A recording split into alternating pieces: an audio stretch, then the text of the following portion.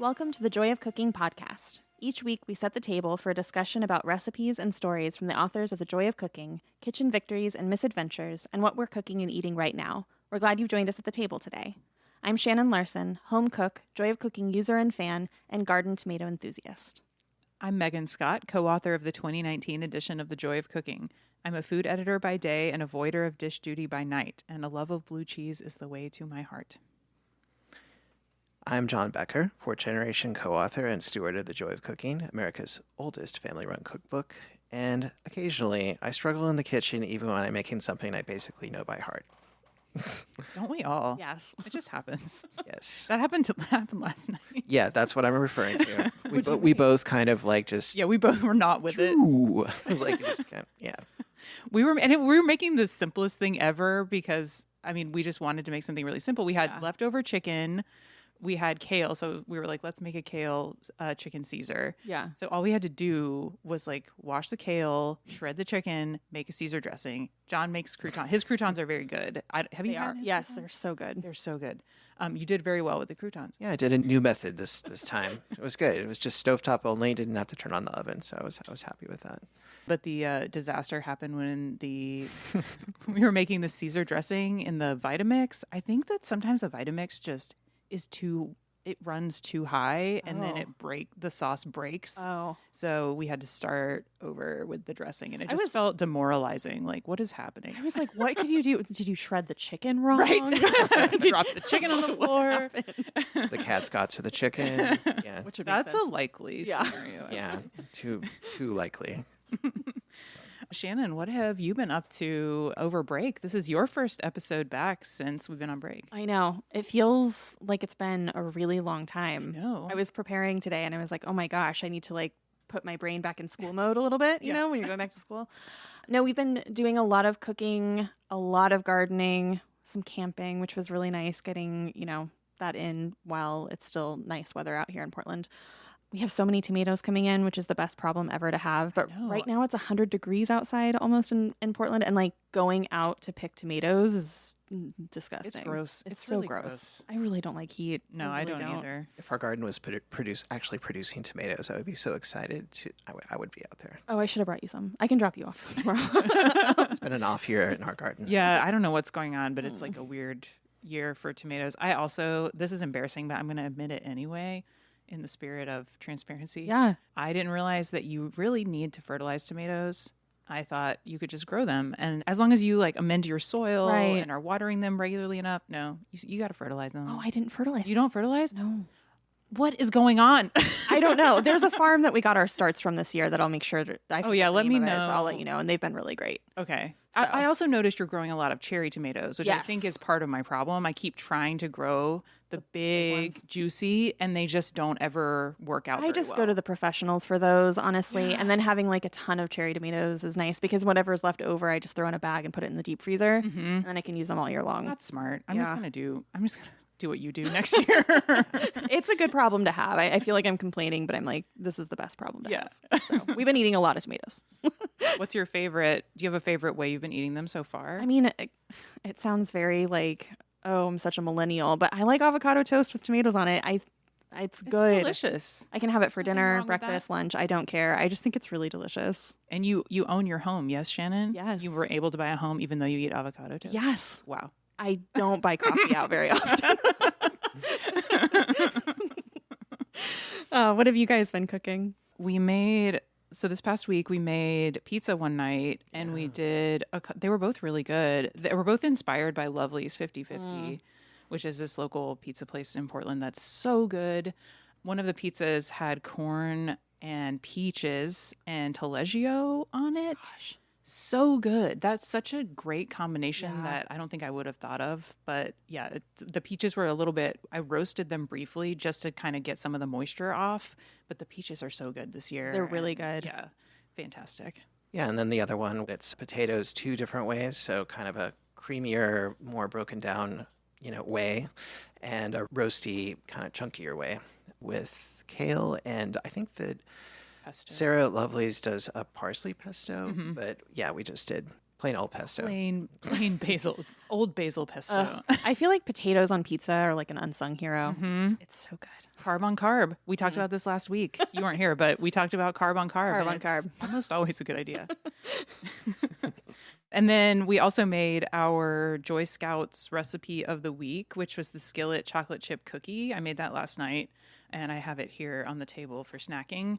It's a super fun recipe. I kind of forgot how simple it is. It's just chocolate chip cookies. Then you press it into a skillet and bake it, and it's great.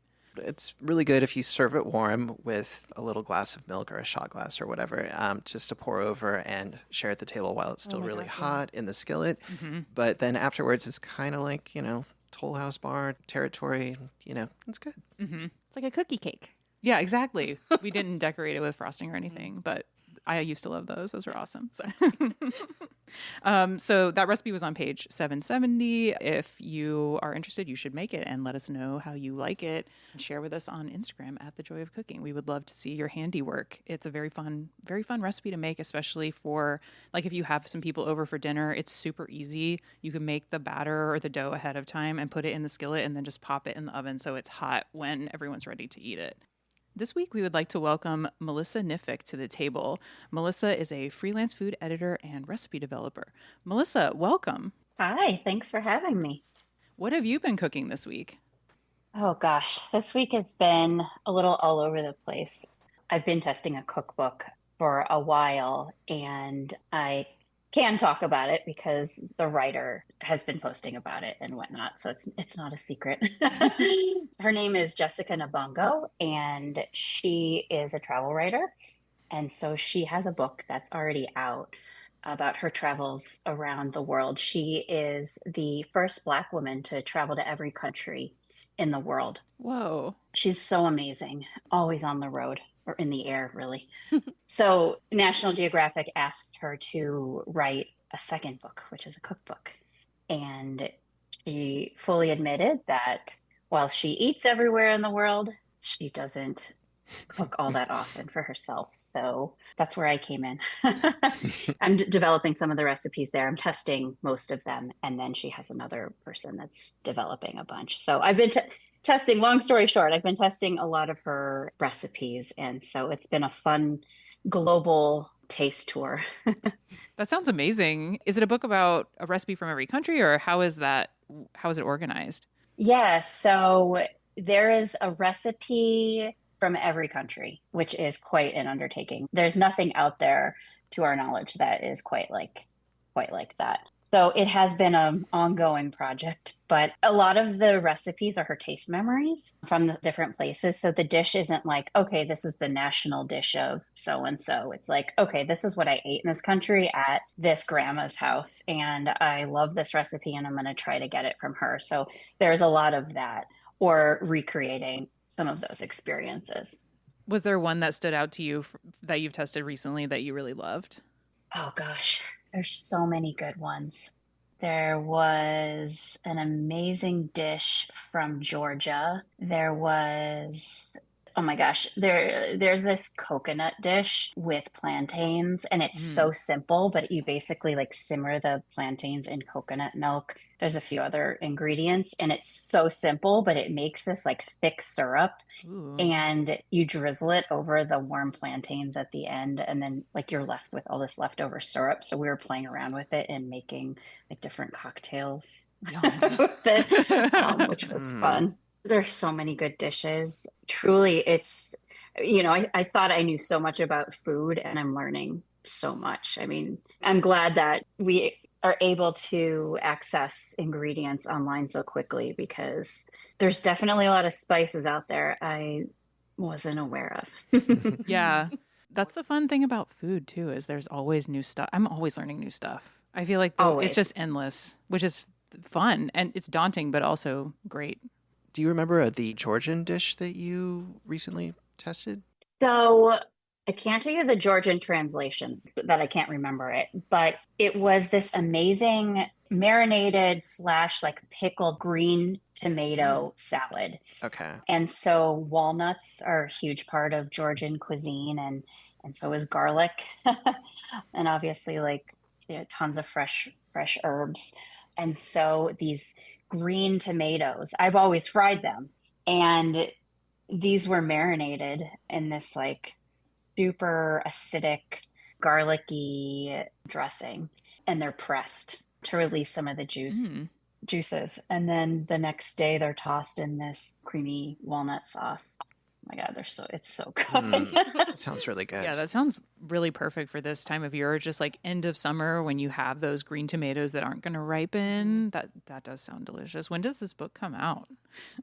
So her book is the timeline. She doesn't have an official date yet because it's still in process, but it's looking like either end of 2026 or early 2027, I think. So a bit of time, but yeah, it's been a journey. That's really exciting. You also have a cookbook that is coming out soon, yes? Yes, early next year, actually February 3rd, which felt like so, far down the road, but I can't believe it's around the corner at this point.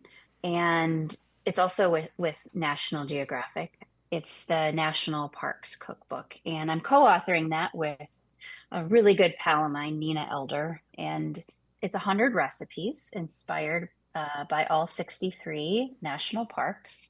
And I think that people will be surprised that, you talk about a national parks cookbook and you think, okay, this book is going to be like another book about camping food or, not that there's anything wrong with camping food, and surely a lot that can be improved.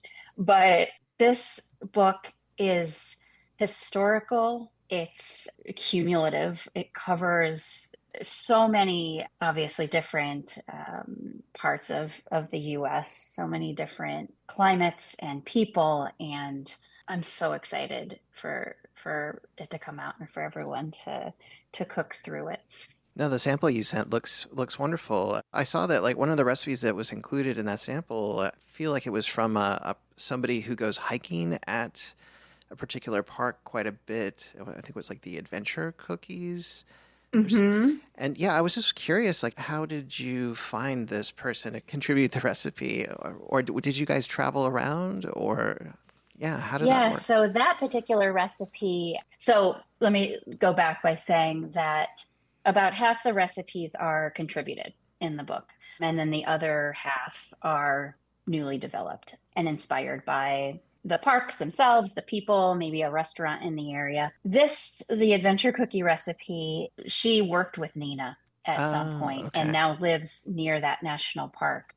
And so she was a perfect person to reach out to because she hikes that park. And yeah, she was kind enough to offer up a recipe, which was really fun. She also has a recipe in there for a gluten-free bread made out of lots of seeds and nuts. Yeah, that's how we came across that one, or those two. What made you want to write a national parks cookbook? Was this something National Geographic came to you with, or it was? Yeah. Yeah. Well, they came to Nina first, and Nina brought me onto the project pretty soon after she had started it. I think we realized what a huge undertaking it was. 100 recipes is no joke. I say that, and then I was just talking about Jessica's book that has like double that, right? But there's a lot of research that goes into it and a lot of ideation, and so we became a team, and it was so great to be able to work with her on that because she and I have known each other for 15 years, and I couldn't think of a better partner to make this book with. I can vouch for having a partner for dividing labor, accountability, and maybe a little bit of commiseration as well. Yeah, a little. Yes, there's always that. I liked the almost there poutine from the North Cascades. I thought that was a charming one. Yeah, that's fun. That was another contributed recipe, and the story behind it, if you looked at it, is pretty fun. Almost to Canada. So close. There's a lot of good ones in there, and we're so lucky to have such amazing contributors. But it was also fun to come up with some of these ideas and sort of diversify the book even more with recipes. So it was good. It was also fun to look through because I was like looking at the parks that I've gone to and Yeah. seeing what recipes were related to them. So, like, obviously we live in Oregon, so Crater Lake is a big one. And I'm like, ooh, Marionberry grilled cheese. Yeah, that sounds That sounds delicious. great. Yeah, that was a Melissa creation. The best part about that recipe, I think, is that it's so easy. Yeah. And you could certainly replace it with other jam, Right. whatever region you're from. But you could make that camping. You could totally make Yeah, that you camping. could. That would be a great Yeah, camping yeah. recipe. Yeah, for sure. Yeah, it would be great. But yeah, and it's so easy. Yeah. Which is great. I think we tried to make sure that the recipes, while they're regional, we wanted to make sure that they're adaptable for people too, because like, for example, one of the recipes I developed, one of my favorites was Katmai in Alaska, and it's pretty isolated. You can only get to Katmai by boat or plane. And so one of the ingredients that they're known for are spruce tips, which also grow in, I'm sure, nearby you guys and kind of in Colorado and different parts of the US, but not everybody that lives in the US can get spruce tips. So it's like, all right, it was a spruce tip cured salmon. So offered up dill as a swap if people wanted to try it. And while it's not the same flavor profile, it'll get them there. Oh yeah, still be delicious. Yeah. Have you visited a lot of national parks yourself? A good chunk. Sadly, we did not get to go to all of them. That's like the first question that everyone asks. Did you get to travel to all of these? And That would be a I lot. wish. I mean, I don't know what your book budget was like, but that would stretch it, Not I that. think. I mean, it is business travel. You know, you get a Yeah. Yeah, right? No, but I feel like I was able to go to a chunk before I started this project. And we have 2 kids. My husband and I have 2 kids, and we hope to take them to some other ones and return to some that we've been to and just start checking off the list. Do you have a favorite? Do I have a favorite? Oh gosh. I know it's It's a tough question. It is so tough. I mean, I can tell you the one that's closest to my heart, which will be maybe a little unexpected because I think a lot of people don't realize that Ohio has a national park, but Cuyahoga Valley National Park is near Cleveland. That's where my family's from. So that's a park that I feel a real connection with. And they have working farms within, it might be the only national park. I don't want to say that, but if not, it's one of the few national parks that actually has farms on within park property. And so the recipes that were chose 2 recipes from Cuyahoga Valley, and they were from farms and farmers within the park, which is fun. That does sound really unusual. I've certainly never seen that at a national park. It's crazy. Yeah. What were the 2 recipes from that park? So one was a simple roasted chicken.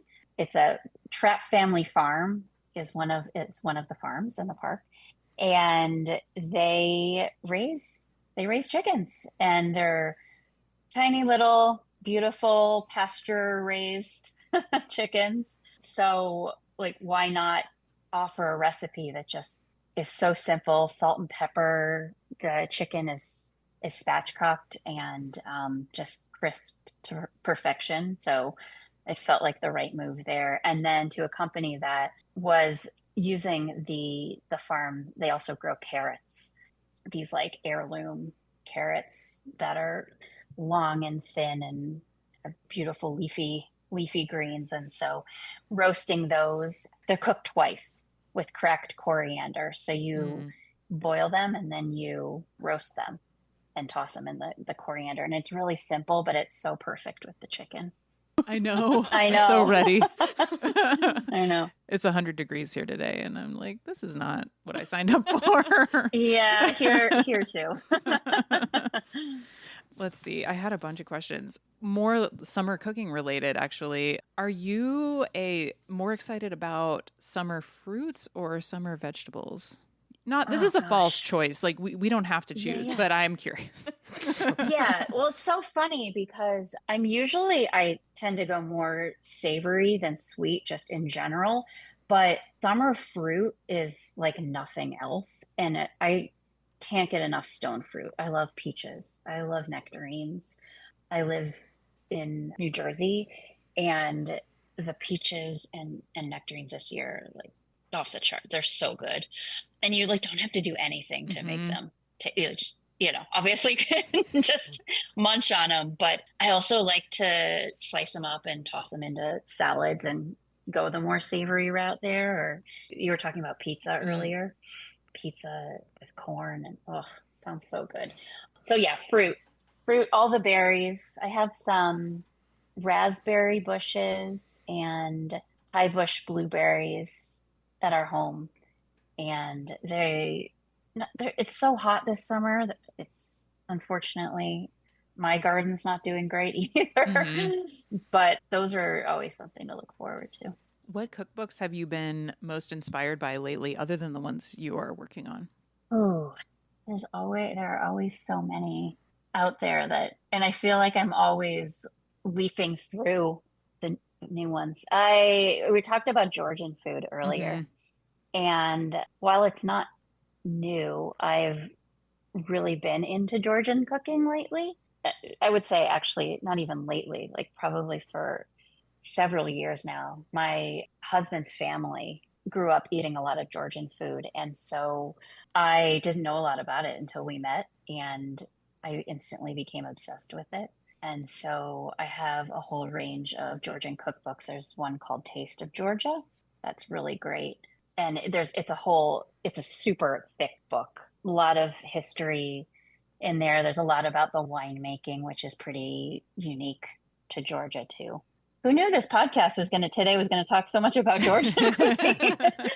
But yeah, I would say like those are the books that I've been looking at the most. Just they inspire me, and yeah, I think that's what I've been up to on that end. Do you and your family have any go-to, like, I don't know what to cook right now, we're just going to throw this on the table or throw this together kind of recipes that you use in your house?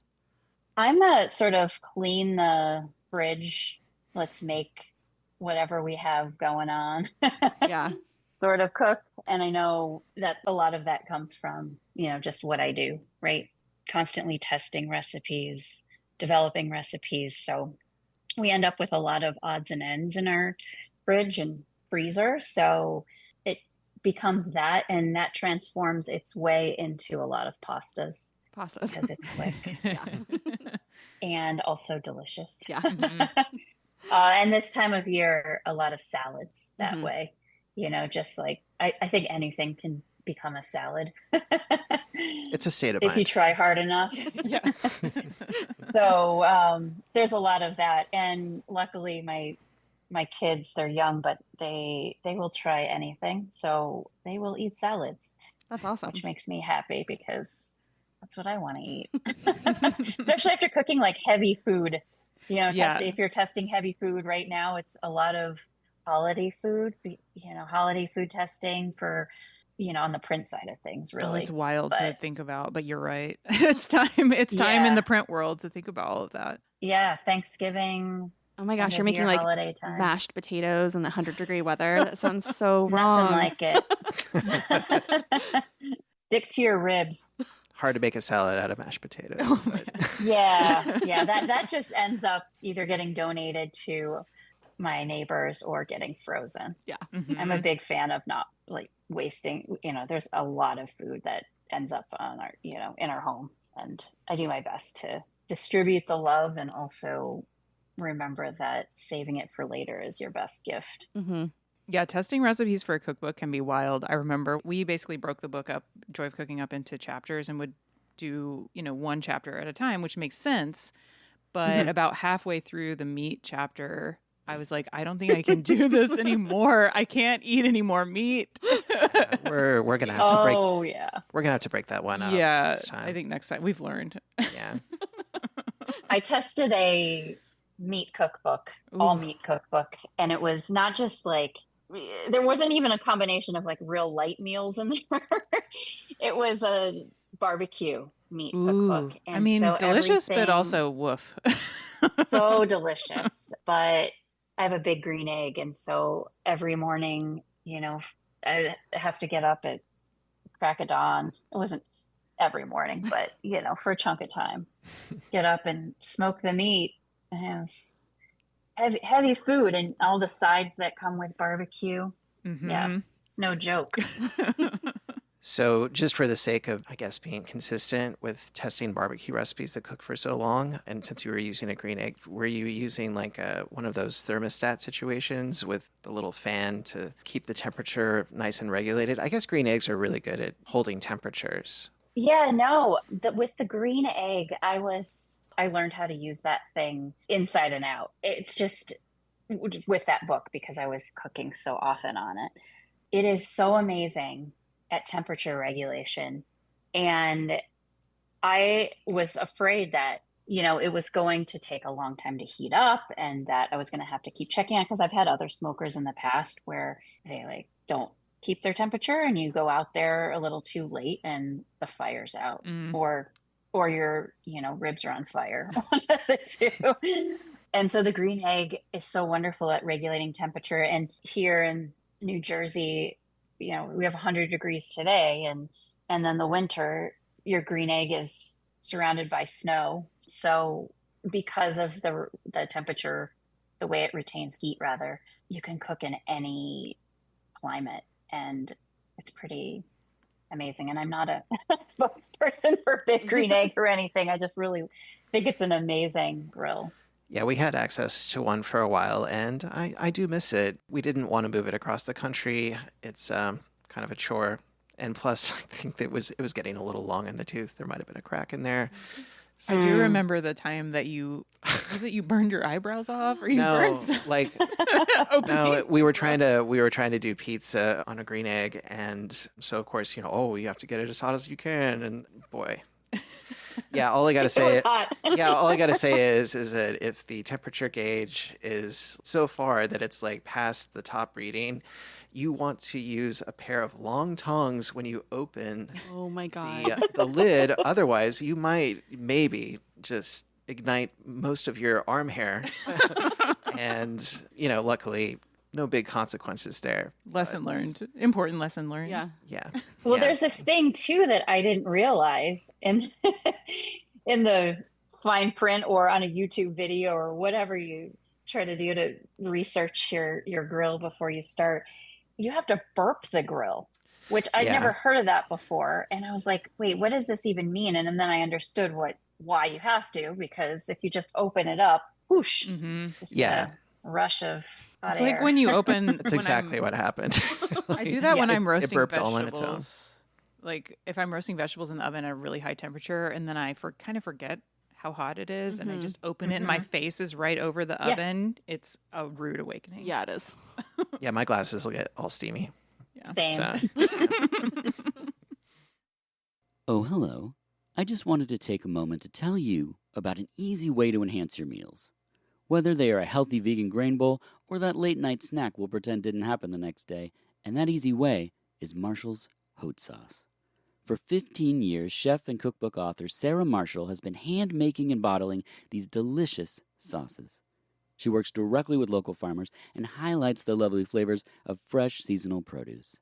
They're gluten-free, there are no additives, dyes, waxes, or binders, and they have mouth-watering combinations like serrano ginger lemongrass, or habanero carrot curry, or even whiskey smoked ghost, which was featured on Hot Ones.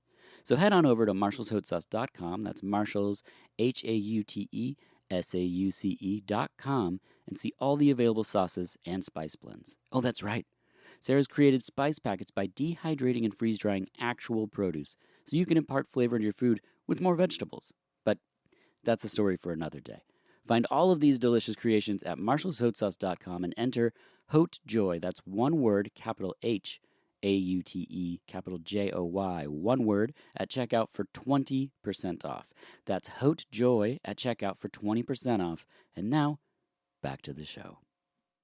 Before we move into answering our listener question of the week, I have one question that we ask all of our guests, which is, what is your relationship with the joy of cooking?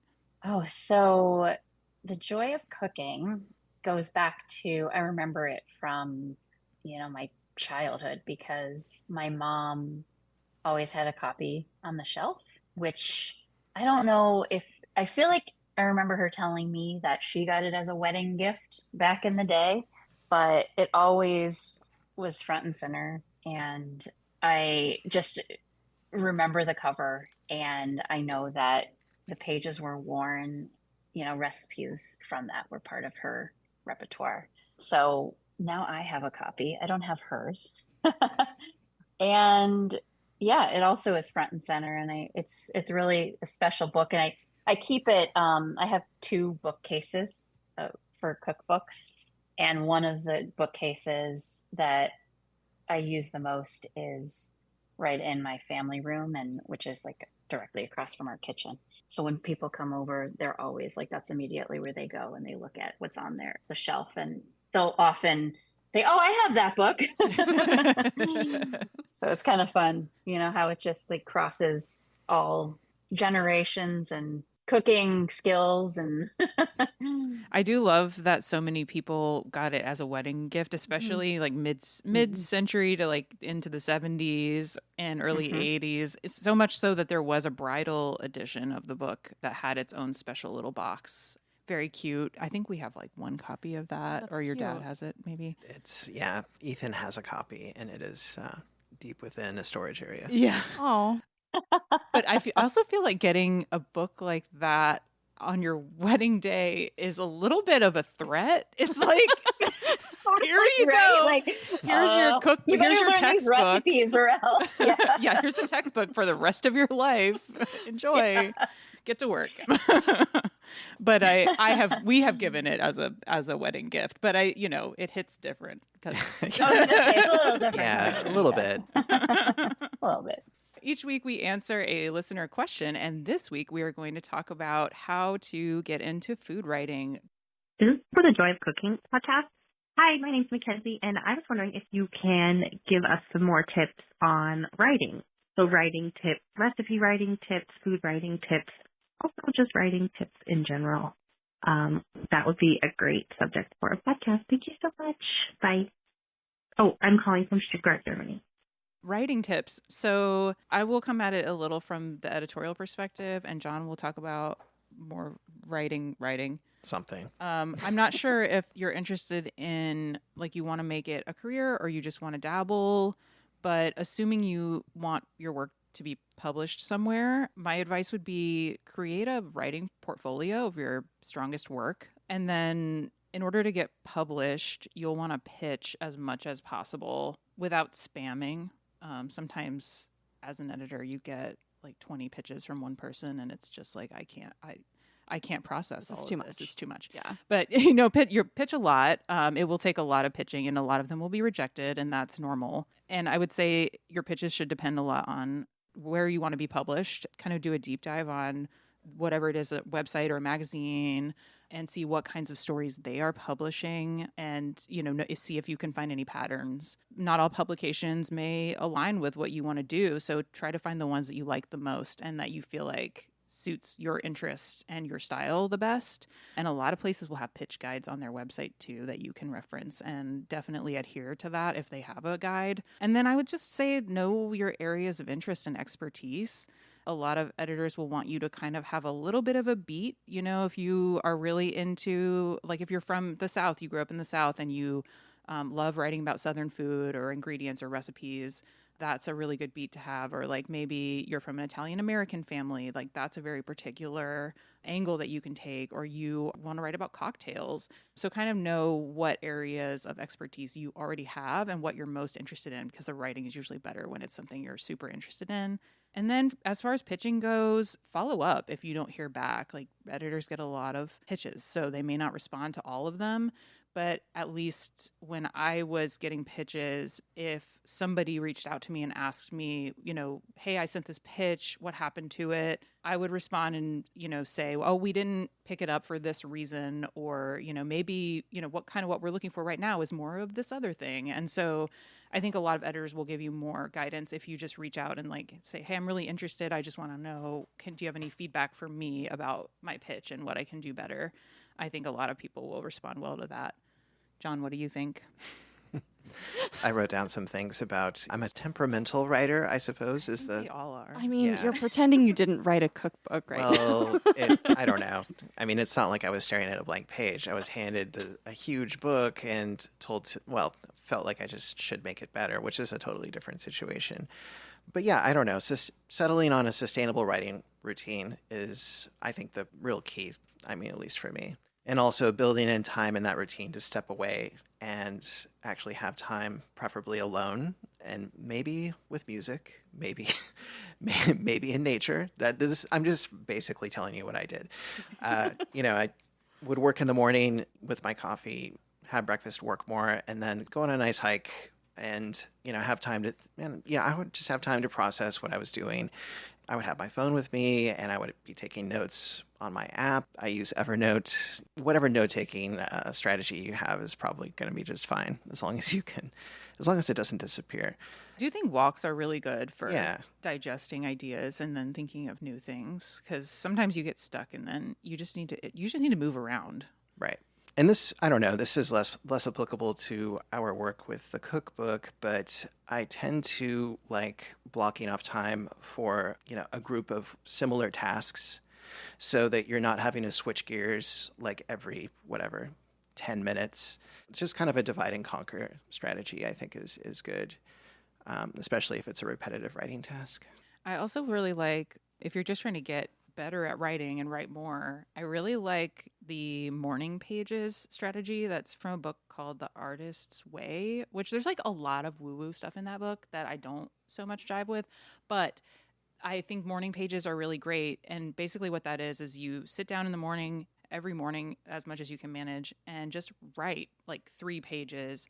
I don't always write 3 pages. Maybe it's 1 page or 2 pages of just kind of stream of consciousness, whatever comes up, because sometimes I think it's easy to get bogged down in like the minutia of stuff that's just rattling in your brain, and you need to get it out on paper, and then you can move on to maybe more focused work. And the morning pages aren't supposed to go anywhere or do anything except be an outlet for you to get all that stuff out of your head so you can do more focused work later.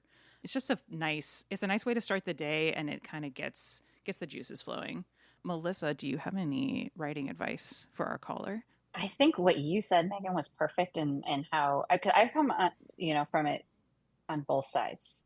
I've accepted the pitches, combed through the pitches, and I've pitched. So I think that you were spot on. I think additionally, maybe what I would say is that in addition to the follow-ups, just don't give up on it. It does sometimes take a while, and often editors are doing a million things at once and might not always get to your email right away. So don't let that discourage you, but certainly do follow up. And also just be encouraged that, once you do have a pitch that's accepted, you're on their radar and you're a lot more likely. I mean, granted, that your story ended up A-okay, but you're a lot more likely to get a call back on that, or maybe even become a regular freelancer for that publication. So I think I think you're right also that, it's a matter of finding your niche and what you're good at, and just what's interesting to you, staying curious, reading a lot, and just seeing, sometimes like I'll come up with a story idea during an interview with somebody too. I'm like interviewing somebody about something, and then I was like, oh, this question is really interesting. I make a note like this could be another story, So yeah, I think all those things. I think that's a really good point. The reading aspect of it, I feel like that's probably 90% of writing is just making, reading up on what you're covering and also seeing what else is out there. Yeah. And also reading in the non-traditional sense of, obviously, we're reading a lot that's online and on our social and all of that. But also on the food side of things, I read a lot of menus. And I think that has given me so many ideas too, right? You start to see trends, you start to see ingredients that you never seen before. Sometimes menus have deep stories, about the venue or the chef or whatever. So I think that can all be part of it too. Mm-hmm. Just out of curiosity, have you checked out the New York Public Library's collection of ancient menus, or menus throughout the years? No, it's something that I'm ashamed to say that I haven't done that, but you've reminded me that needs to be re-added to my must-do list. No, it's really interesting. I'm not sure how practical it is unless you're doing some really, deep dive type research. Do you remember why you were looking those up? No, I can't remember. Maybe it was just for fun. Maybe. I think it sounds fun. Yeah, very, very fun. Maybe it was I think there was a minute where we were trying to figure out. It was like the origin of a dish. I think Yeah. we were trying to confirm an origin story of a particular dish, and now I can't remember what it is. And how popular were oysters back in the 1920s? That kind of recipe forensics. So fun. I love old cookbooks too. Mm-hmm. I got, when I was doing research for the National Parks book, I got an old presidential cookbook, and it was so much fun to read through, and I want to go back and make some of that stuff. Yeah, it's a weird experience going back. It's there are definitely points of similarity, and it's fun to see those, but also it's kind of an alien world. It's how did we get here from there? Yeah. So this week's Joy Scouts recipe, we don't really have, I feel like writing and food writing is a hard theme to pick a recipe for, so it's not related at all to that. I had a really good idea, but it's not a great recipe. It's what not to do.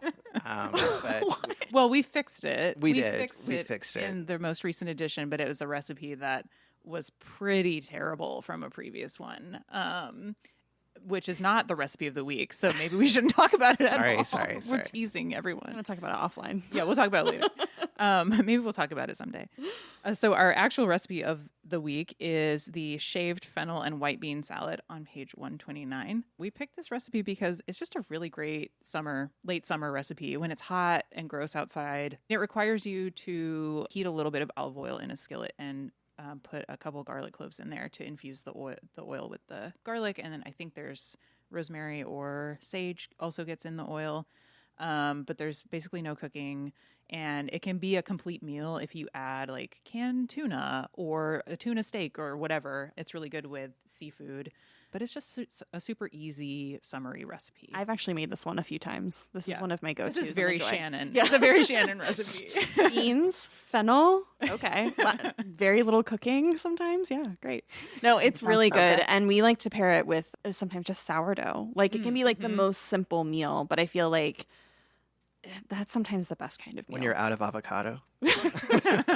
Don't judge me. No, I love this recipe, so I'm excited. It's just an excuse to make it again. Yeah. Do you ever make it with Royal Corona beans, the big beans? No, I've only used I need to. You should try it. Okay. Yeah, try to get some. It's okay. really good with those big meaty Corona beans. Perfect. Is there something acidic that goes with it, or citrusy? It does have lemon juice. So it's lemon juice, olive oil, the beans of fennel, kind of the garlicky-ness from the olive oil. And then there's optional shaved Parmesan at the end that you can add. Yum. That sounds so much like this Sicilian recipe that I've made, and when you said the tuna, that reminded me, and it sounds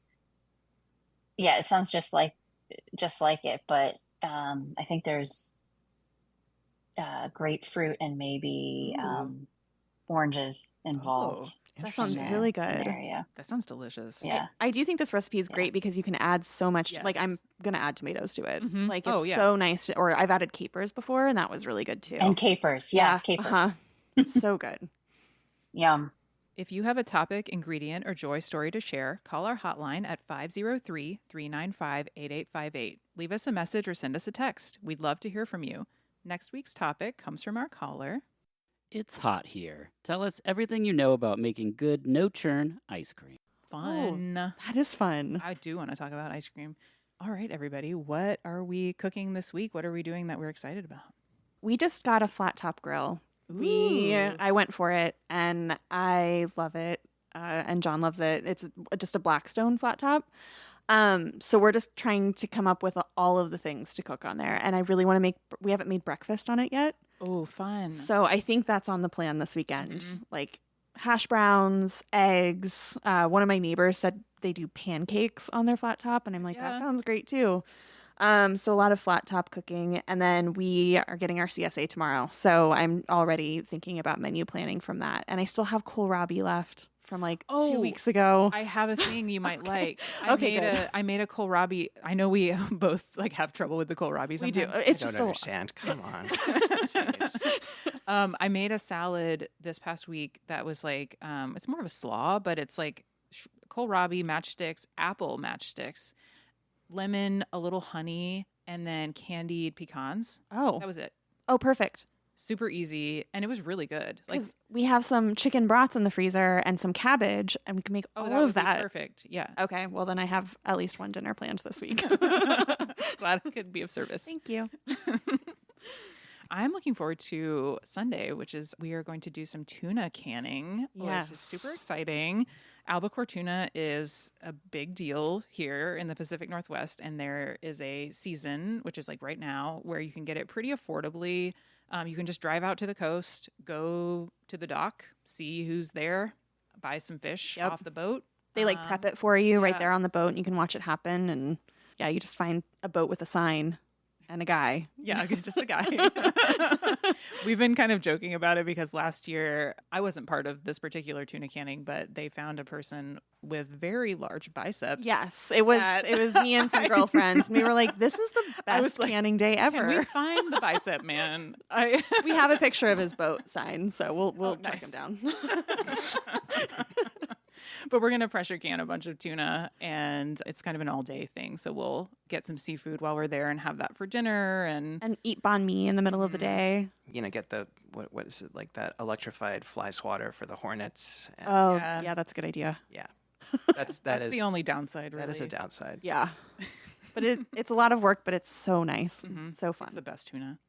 I'm also going to plant my fall garden this week. I got to get on it because it's time. But yeah, I'm excited about that. I'm going to go with mostly greens, I think, like kale and mustards and Chinese. I'm going to do some Chinese radish, some dill and cilantro, and just tender fall things. Perfect. Melissa, what are you cooking this week? This week, I am continuing to test through the world. Let's see, I have, I think, Burkina Faso, Bahrain, and Kazakhstan, Romania. So I've got a few of those countries to work on. And then this weekend, we're headed to my parents in Ohio for next week. We'll be gone for the week. And I'm really excited to have my mom cook for me for a couple days. And I'm excited to cook for her for a couple days. I'm not sure what she's making yet, but she always, right before I come, she'll always ask what I have a taste for. And generally, it'll be something that I miss. So we'll find out. Last time it was stuffed cabbages. It might be a little too hot for that right now. We'll see. That dish is such a labor of love too. It takes so long, but it's I so know. good.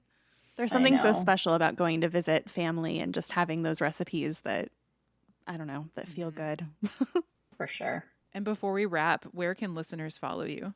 On Instagram, I'm just at Melissa Knific. And I also have a website with some of my work and links to recipes. It's just melissaknific.com.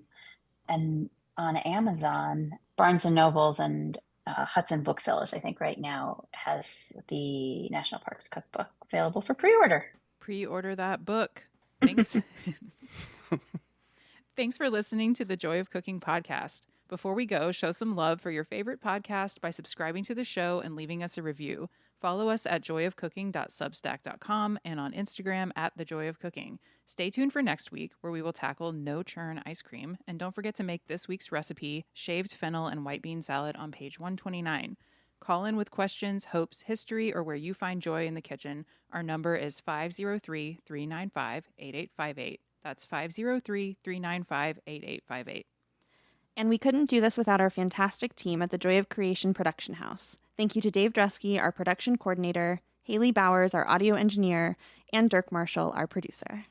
If you love the stories we bring you each week, please consider supporting us on Patreon.